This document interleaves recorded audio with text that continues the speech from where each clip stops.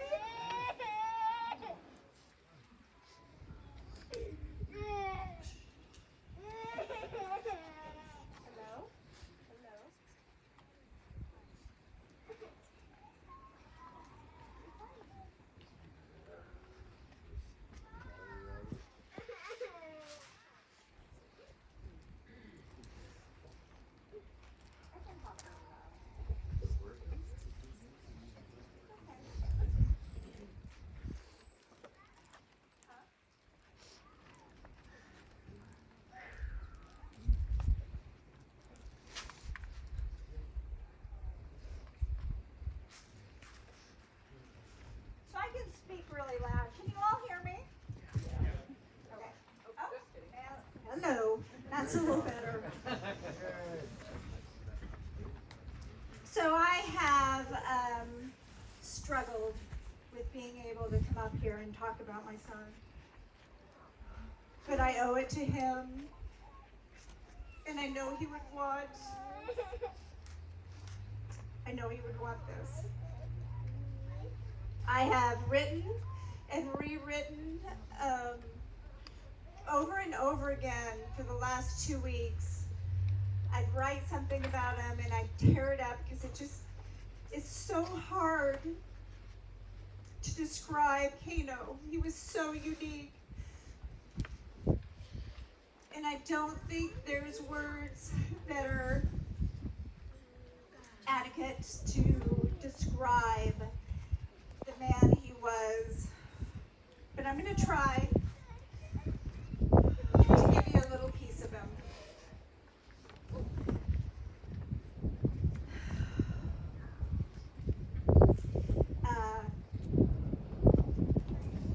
The thing about Kaino that stands out the most is his ability to effortlessly connect with people. He had a soft soul from the time he was a baby. Everyone was attracted to him. Young people, older people, animals. My German Shepherd was so in love with him that every time he would come in from fishing, she would literally pee herself. She was so excited. He had a magnetism that I've never seen, other than maybe my grandfather Clifford. It was the ease. It was a comfort he had in himself. He wasn't arrogant. He was just really confident in who he was. He was so unique. And he could carry it off without looking arrogant. He was just Kaino. I think of all of his accomplishments, his kindness, his compassion. The energy that he put out was what I was proudest of. I have had so many people reach out to me to tell me how he touched their lives. It hasn't been surprising. I've watched him help people his whole life. In elementary school and through high school, if a kid was being mistreated, he was the first to step up and stop it. Elementary school was also when he started bringing friends home. Friends who needed a little stability or just a little love. I was trying to think about how many friends he's brought home over the years, and it's too many to count. They would stay with us for a day, a week, a month, or much longer. And almost every holiday, he would bring someone that didn't have a place to go. This happened so often that I started a gift closet where I would throw together an Easter basket or a Christmas gift at the last minute, because Kaino style, there was never any heads up. Memories of Kaino and the holidays with the house packed so full you can't see the floor. This is what brings me joy. My house was always filled with kids. Kaino and Callie hardly ever stayed at friends' houses growing up because everyone was literally at our house all of the time. It was total and absolute chaos, and I loved it. Most of the kids grew up on our property, and we still have close relationships with them to this day. Many of them are here. Most of them are here. Most of them traveled far to be here to honor Kaino and to help us get through this. I count on these relationships to help me through this grief.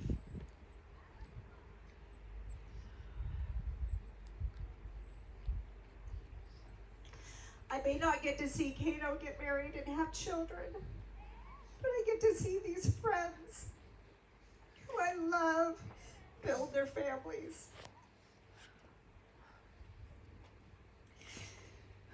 And my biggest advice to them is let your kids have slumber parties. Let them eat all your food and mess up your house. let them drive you crazy and keep you awake with their laughter or screams or bombs.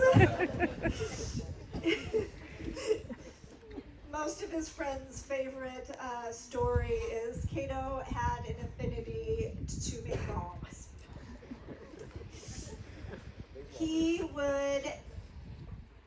had this ritual with his friends where they would set them off, and then they would start counting down to see how long it would take me to run out of the house and scream Clifford.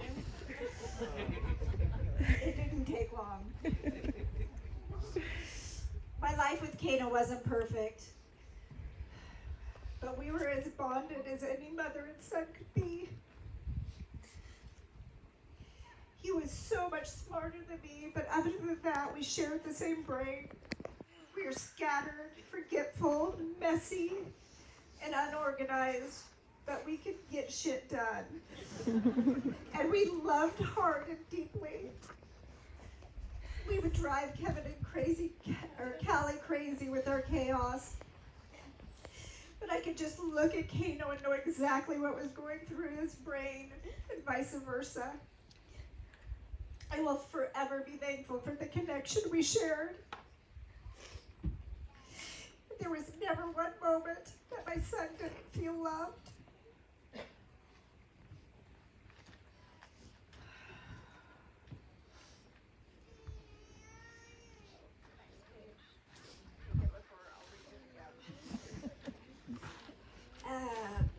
Everyone in my extended family know we are a very demonstrative group.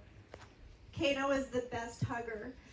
I had a spot where I fit perfectly within him, my head on his chest and my arms wrapped around him and his around me. It's how we greeted each other, and it's how we left each other. And sometimes I would just wrap myself around him because it brought me such comfort. He always stopped whatever he was doing to give me that. And I am so thankful because I know that was our last contact. And I know my last words to him was "I love you," because that's how we always said goodbye. I never felt anything but absolute and total encompassing love from him. And I knew he would make a great husband and dad when he was ready, because I knew what it felt like to be loved by him. The world is pretty crazy right now. There's a lot of needless anger. What I hope everyone takes away from this is that life can change in a second. And the possessions you have, the accomplishments you achieve, are not what's important. What's important is the footprint you leave behind, your legacy, the relationships you had with family and friends and community.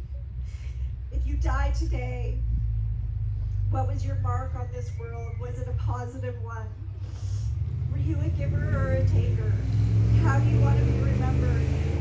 My son is being remembered as a loving and generous man. He worked hard, he played hard, and most of all, he loved hard. I now know what it feels like to have a broken heart. My heart literally hurts, and I know I will never be the same. But my husband and my daughter keep picking up my broken pieces. My husband is literally keeping me alive with his love and care. And my daughter has been my rock, my guard dog, my caregiver. She's been everything I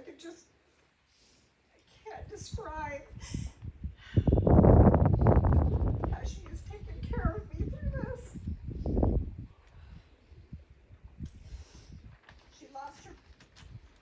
She lost her best friend. Her and Kaino were the closest siblings I've ever seen. But she is putting her son, her dad, and me first. I can't describe how proud I am to be her mother and watch her grow into this amazing, strong woman. She is also raising Kaino's mini me. Pray for me. Kaino probably visited the property he bought a couple years ago in Brownsville 3 or 4 times since Kaino's been born. They were connected at the hip. I'm so thankful for Kaino, Kaino. So that's the problem. I even call Kanan Clifford when I'm mad at him, which was Kaino's naughty name. I'm so thankful for him sidetracking me when I'm at my lowest. He has so much love, just like Kaino. I'm also thankful for Callie holding us together and for Kevin for creating this beautiful family with me and loving me so completely. I'm thankful for my friends who have turned into family and who have understood my need for isolation. And for being there the second I needed them. I am so thankful for our community. I really can't describe what it has felt like to be so supported by this community. It's been hard to be at the receiving end, but it's also been beautiful to receive so much compassion and kindness from everybody. The meals that have been delivered have been my saving grace. It's been the only time we eat some days. The donations to Kaino's Memorial Fund are so appreciated. Kaino would be so proud to be able to help his nephew and niece. All he talked about was what him and Kanan were going to do. How he was going to teach him how to ride dirt bikes. Also pray for me. I have been a part of Fishermen's Wives for a long time, but it has been through this experience that I truly realize how the group helps families through the grieving process. These women have become family to me, and I'm so proud of that. I need to especially thank Becca and Amber, who have worked so hard on planning this event today. Another example of the type of friends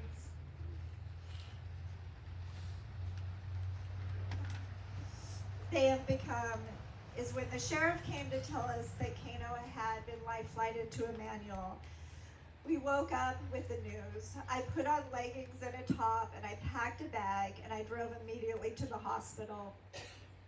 It turned out that in my fog, I packed a sundress and one flip-flop. I received a text from Becca and Amber that they had driven up to Portland to drop off a care package at the hospital's front desk. It was all the things I would need: shampoo, toiletries, snacks, and comfort items. It's those little things that mean so much. Throughout this nightmare, that is the care that we have been given from everybody, literally everybody. So thank you all. Kaino would be so happy to see all this. The crowd that showed up at the track last night, the crazy amount of riders in the race for Kaino, especially the fact that at his memorial lap, it included his dad, his sister, and his mom, who was too anxious to watch him race all those years, let alone get on the back of a bike and do a lap. I will take that memory with me forever, just like I will take the memories from today with me and the joy I feel at seeing how many people loved my son. Thank you.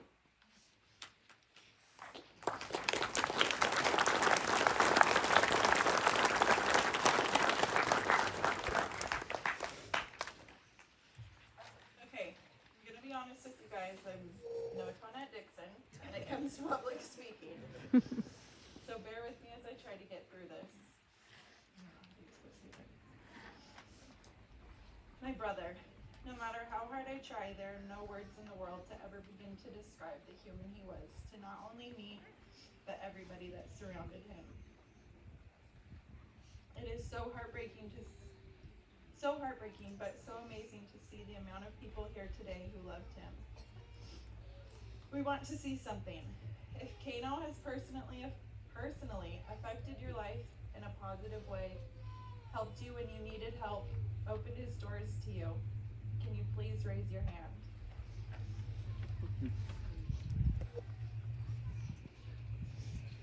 Look around. God is incredible. What other 28-year-old has touched that many people's lives without even trying? I know that Kaino had no idea the influence that he had on so many people, but I know he can see this. Growing up, it was just my brother and I. We fought like siblings, but we were together every waking moment. We lived out here, so we didn't have access to our friends in town, and frankly, we didn't want to leave our house or our mom. Our friends, well, mostly Kaino's friends, because I was too shy to make friends, always had an open door policy at our house, and because of that, I was so lucky to have grown up with so many of my brother's friends that have become my family and still are to this day. My parents raised us with so much love, and in a way I can only dream of raising my children. When I try to explain the strength of the woman that encompasses my mother and the work ethic that we watched my father have our whole childhood, I know that there are no words to suffice. Back then we had no idea, but my brother and I were the luckiest kids on earth. It has to say something that we both tried to move away and came back only to be neighbors with our parents. He was the man who refused to wear anything but underwear with butt crack holes, Walmart sweats, and slippers. Everywhere he went, a trail of candy wrappers, Dairy Queen bags, yellow Red Bull cans, and spitters followed him. If you pulled your camera out, his middle finger was not far away, but he couldn't contain his shit-eating grin. Anyone who grew up with us knew that making fun of me was his favorite pastime, but especially for the fact that he got all of our parents' good genes and left me with the leftovers. Kaino worked hard. When he wasn't fishing, he was designing something incredible, traveling the country, hanging out with my 2-year-old for fun. He was so good at living life, and he truly lived his life every day. He also never asked permission to do something until after he did it, like the time he turned my entire shop into a skate park. Then convinced me that Kanan would love it when he got older, so I wouldn't make him take it down. And that worked because there's still a skate park in my shop. If he got an idea, he was bringing it to life, and he couldn't stop until it was finished. I used to wake up in the middle of the night and I could hear Joe Rogan playing down in the garage, and that's when I knew he was deep in a bike rebuild. He could literally take anything apart and put it back together. His brain was truly a work of art.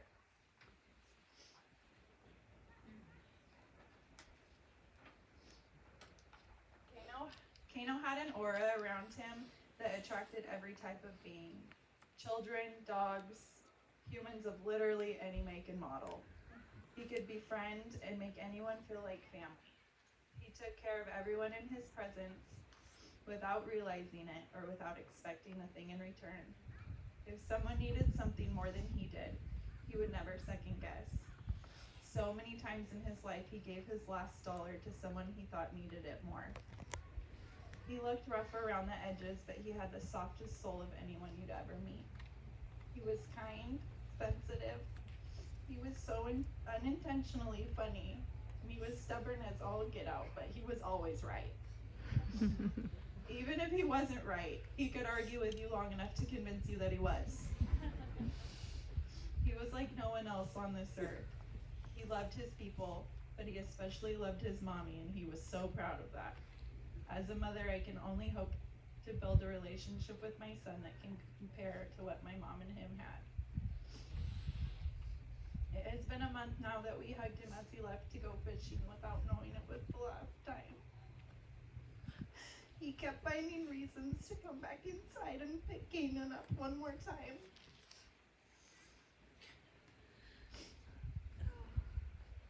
wish I could tell him how much we love him. I wish I could tell him how he gave me the best childhood and how much his friendship and support meant to me as we got older. I wish I could hear his laugh after he makes fun of me for something. I wish he could hear the way his nephew talks about his uncle. I wish he got to do everything with Kanan that he had planned. And I wish my daughter got to meet him. I'm not sure how we go about navigating this next phase of life without our person, but I know we will do our best to honor him in every way possible. Thank you everybody for being here and supporting our family through this unimaginable loss. And thank you all for being a small part of what made Kaino, Kaino.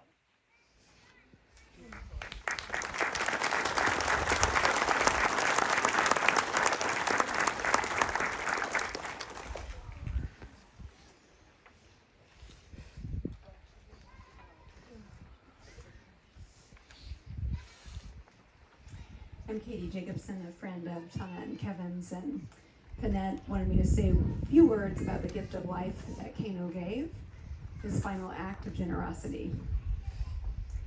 As it became clear that Kaino would not survive, his family was asked about donating his organs. They did not hesitate, knowing that Kaino would want to help others, that Kaino was so giving and so loving, and we have wanted to help other people. There were many, many families whose prayers were answered by this most precious gift of Kaino's body. Those families undoubtedly had been praying for a miracle, praying their loved ones would survive. And although we are all here to mourn the loss of Kaino, there was a miracle, several actually, provided by his loss. I would like us all to take a moment in prayer and good thoughts and whatever your belief systems are to think of these families. May we hope and pray their recovery from surgery is going well, that their bodies are accepting of Kaino's, and that their families once again have hope for the future, joy even. So despite our grief, our loss, let's take a moment of silence for these families.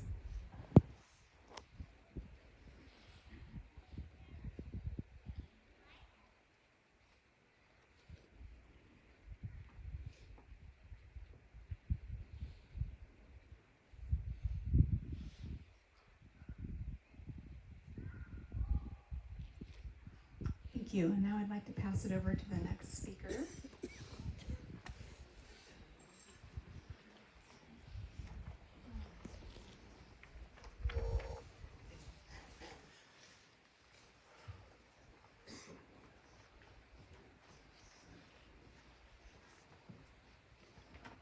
Like Tonette said, it's really hard to put Kaino on paper.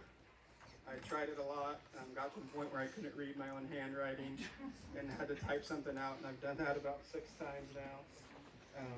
So many stories come to mind, even when Tonette was talking about the bombs.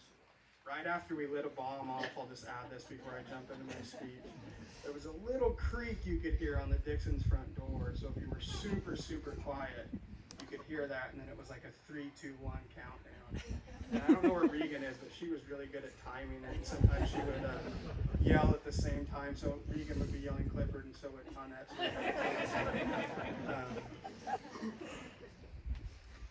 So I'll jump into my speech now. I wrote it down just because some of the things we did, I don't know if I should say here. I don't know if there's any cops or what's going on here. First off, I want to say, speaking of that, Kaino brought us back to the golf course. That might be a little inside joke, but if you know that one, you know that one. One that always sticks out to me is our early on in our first year in Albany. We whacked our butt with paper towels for about 2 weeks. We had just got our place and our money was tied up in HRD and Four Locos. So obviously Kevin's truck, gas card, and Dixon's JC charge card was the only way to survive. So we traveled back to Newport for those supplies, and in those first couple trips we forgot toilet paper. We would get things like Pong balls, red Solo cups, Top Ramen, party pizza, sometimes some Otter Pops. So we got back to Albany, and had the Meadows boys over a couple times, and realized we didn't have toilet paper pretty quickly. Started using paper towels. That was Kaino's great idea. We did have paper towels. About a week of that, I couldn't do it anymore. I could barely walk. And so I went to my grandparents' house and asked them to spot me a few rolls. I hid them from Kaino at first because everything in our house connected to his dirt bike. So I thought, well, if he has toilet paper, he's just going to wipe his bikes down. And about 2 days of that, I finally went to him. I was like, hey, I got this stash of toilet paper. Would you like some? And I can't remember his exact language, but it was something like, no, I don't need toilet paper to be happy.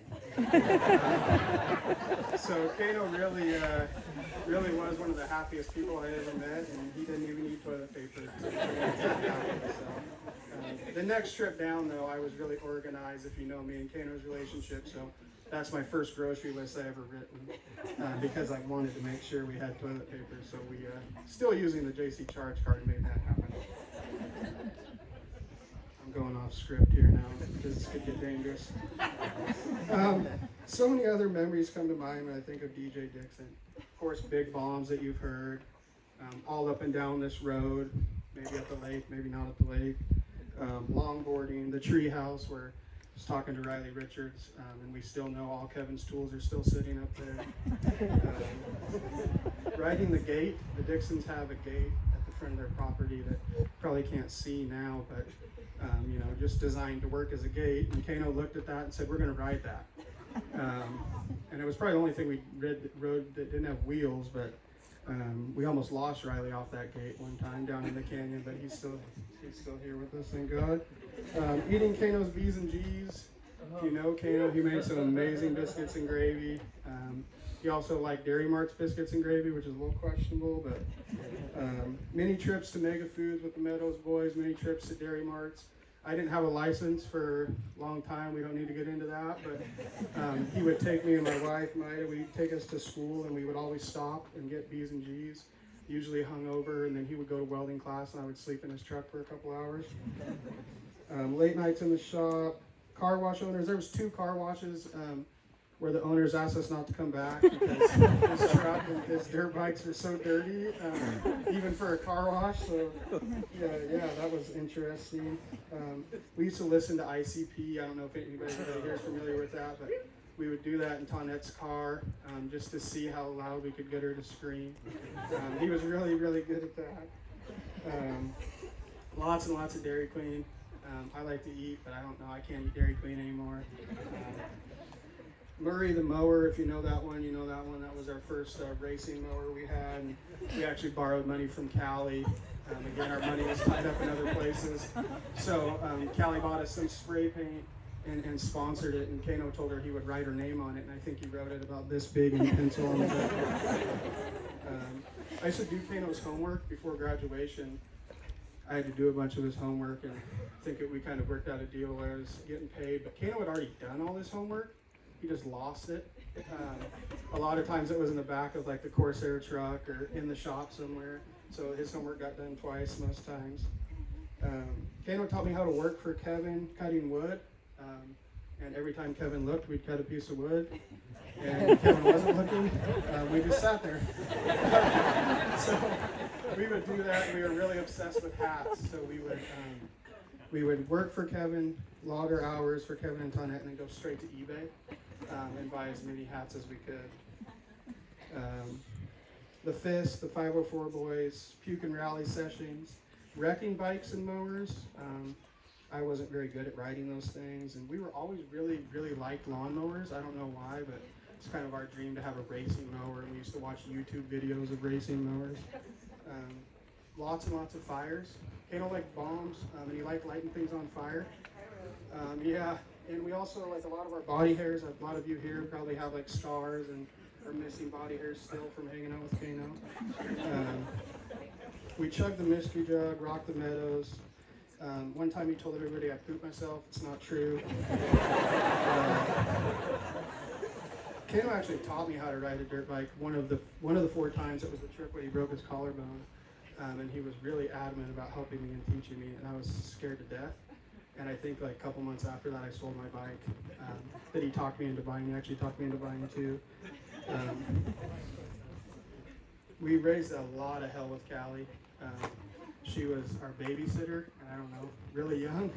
But she was definitely the most responsible one of the group. She was also our financial person, so we had to have her around. Gosh, I think I never had a farting contest on anybody till Kaino taught me how to do that with Callie. I can't, what else? And with that, he was so proud of her. We used to travel to watch her play volleyball. And he might not have said it to Callie, but he was so excited to watch her play. And of course, toss out Callie farted from the stands. But he loved watching Callie play volleyball, and he was so proud of her. To know Kaino was to love him. You don't often meet a person that both preachers and strippers love.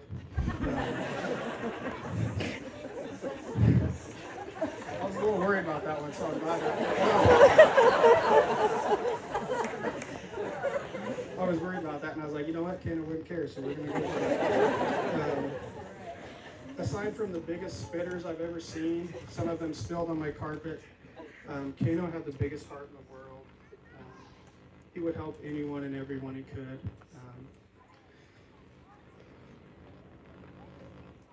Kaino got a lot out of life.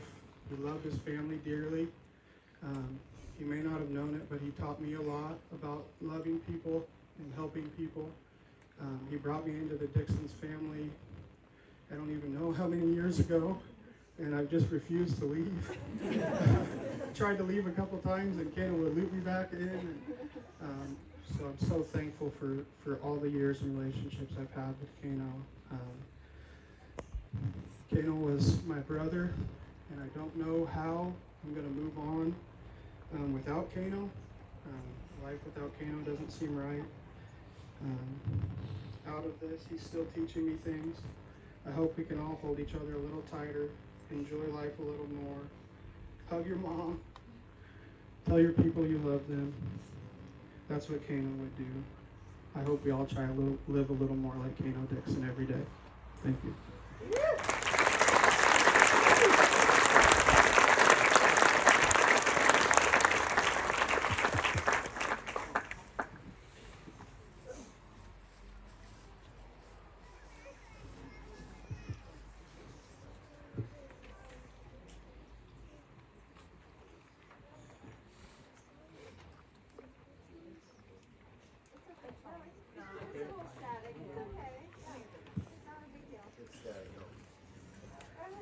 Hello.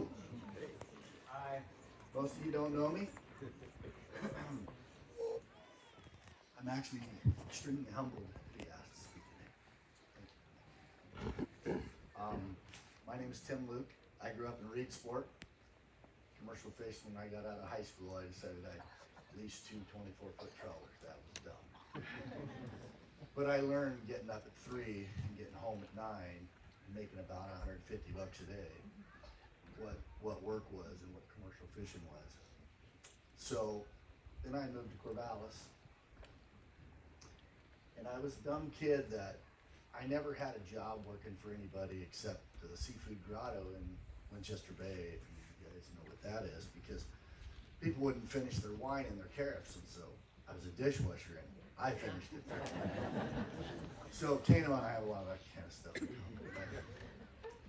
I don't even know, 6, 8 years ago or something like that, this super tall, scrawny, greasy-haired punk kid walks into my powder coat shop on Highway 34 in Corvallis. I immediately passed judgment, like the old me used to. And then we just get to talking. And I'm thinking, this kid's sharper than he looks.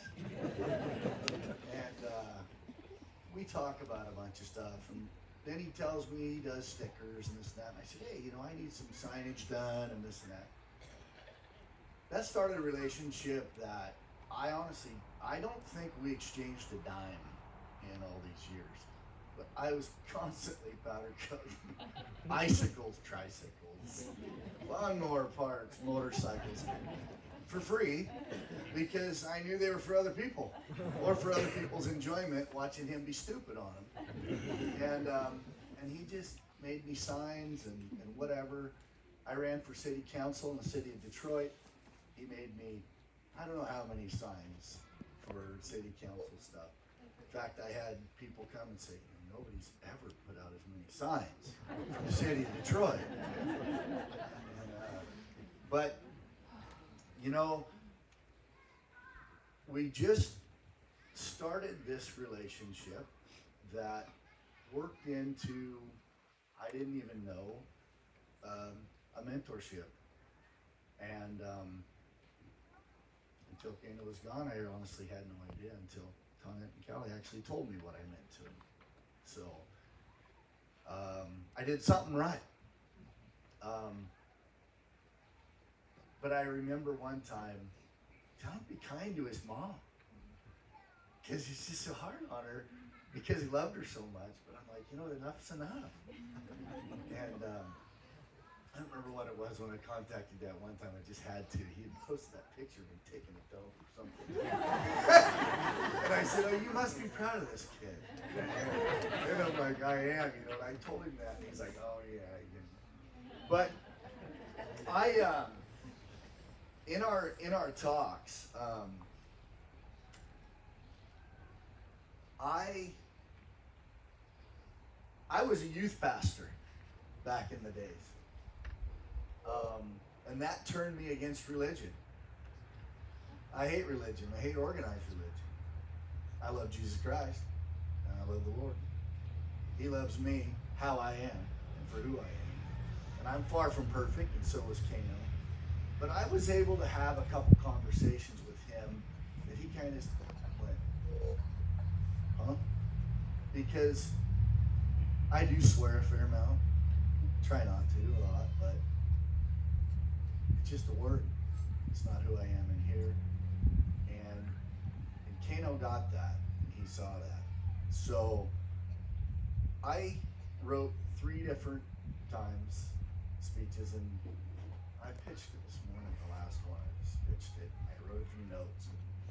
So may not be fluent, may not be congruent, but neither was Kaino. And so he's going to honor that I'm here doing what I'm doing. And one of the things I wanted to say was, I had told him a couple of things about the Bible because we talked about partying and such. And I said, hey, God says we're to drink and be merry.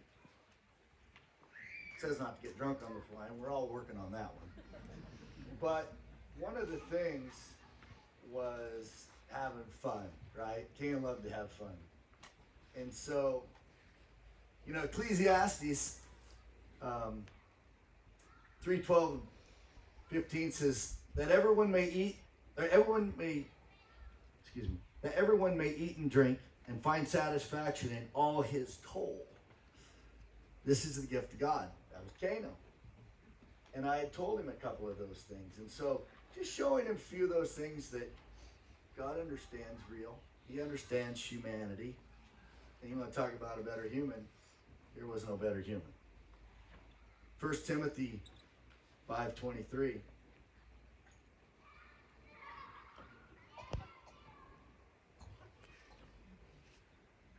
I'll find it.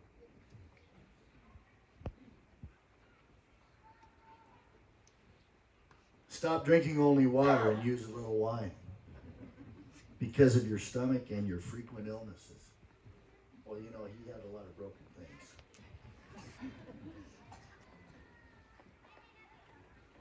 And the biggest thing for me with Kaino, I'm real big on this. Make your yes mean yes and your no mean no. Don't make me promises. Don't tell me BS. Follow through with it. And that kid, from when I met him at early 20s, if he didn't call me back, he was on the ocean. If he couldn't do it, he told me he couldn't do it. If I needed something done and he couldn't do it, he told me where to do it or where to get it. His yes was yes and his no was no. He just didn't make a bunch of false promises. I respect that so much in him. So as we got to know each other a little bit, he told me about his, business and so forth. I started working on him a little bit with, on business side of things. And I just saw he got it. He understood. He understood he couldn't quit fishing until he had the income and so forth. Didn't quite know how to get that income, but it was really easy because when I told him, then he would listen and he would work on it. He would figure out his costs and he would figure out this and that. And then when he told me what he could get out of a decal kit on a dirt bike, I'm like, dude, why are you fishing? We need to blow this thing up. But I also started just mentoring him on, I used to tell him, like I tell the guys that work for me, God, I wish I had me when I was your age. And they kind of laugh, but I really wanted him to look to the future and look to an investments and so forth so that he could continue to play and have fun the rest of his life and not be a slave to the man. And so I remember telling him, man, you got to buy a piece of property. Oh, yeah, this or that. I'm like, no, you got to buy a piece of property. How much money do you have? How much do this, do that? And he'd tell me, you need to do this. And I started sending him properties, and I'll never forget when he called me. Hey, man, I found this piece of property in Brownsville. I'm like, oh, it's perfect. Close to Eugene, where you had a lot of business and this and that. And so I was really looking forward to taking my dozers and my excavators, and because that's my toys on the side, and I was going to go help them develop that, and I was really looking forward to it. But Kaino taught me more about humanity when I was 50 than any older person has ever taught me. I had a great respect for him. He loved to have fun, but he was always helping somebody. And he didn't care if somebody took advantage of that. He took great joy in just doing that. And that's one of the lessons he taught me one time when I said, he had a partner or something, and I said, man, you got to quit doing this and doing that and that. He goes, yeah, I know, but this is why, and this is why I do it. I'm like, all right, it's for the right reasons. So I just want to challenge you guys that organized religion does. It stinks. There's too much. I've been in a bunch of different ones, but God is real. These trees are real. The nature is real. Whichever God you choose, know that He created this. And I know that Kaino knew that. And I said in a post on Facebook, I really, really, truly believe this. I really want. I hope they're enjoying him as much up there as we did down here. So, thank you.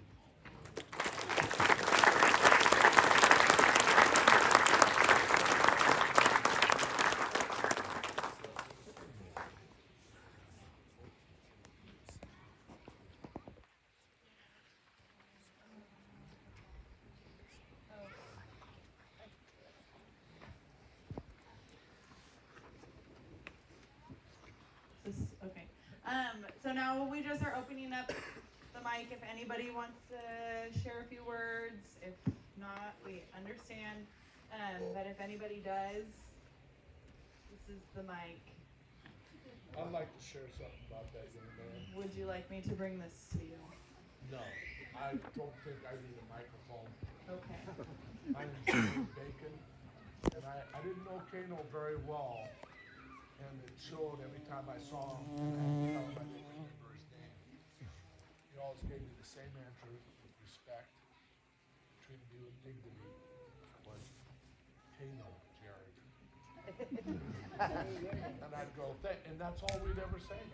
He never had to say anything more to me. The guy had that, what you're talking about, and a lot of you people know what I'm talking about that are sitting right here.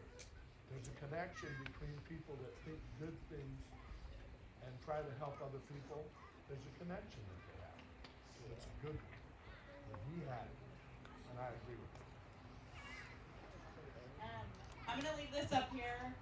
We'll leave it for a few minutes if anybody wants to come up, and then we'll go forward. So here it is.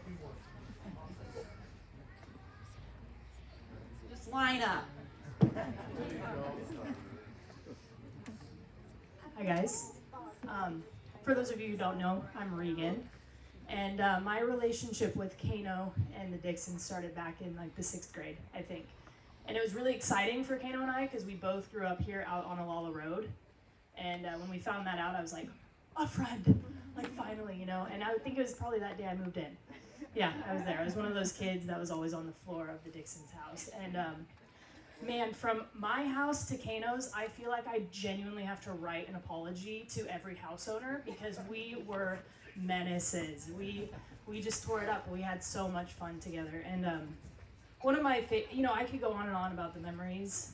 We just spent every afternoon either at my house or your house, and so grateful. But one of my favorite stories, we're freshly 15, okay? I'm one day older than Kaino, and I made sure he knew it at all times.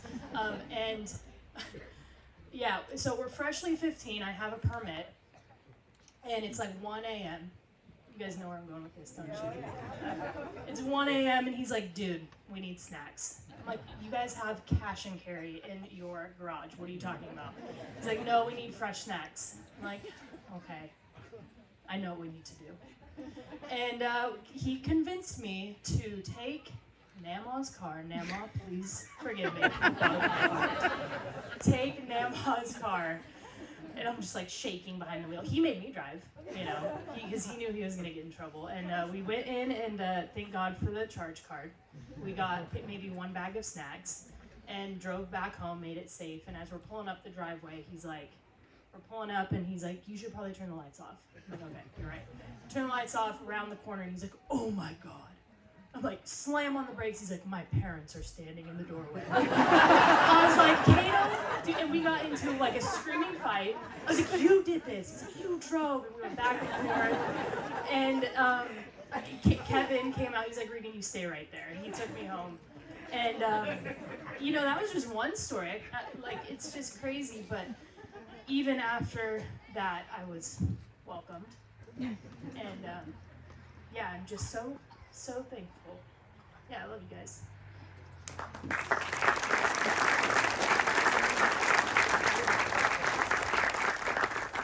I didn't really prepare, so I really don't know what I'm going to say, but I'm from Albany, where the local motorcycle track. So,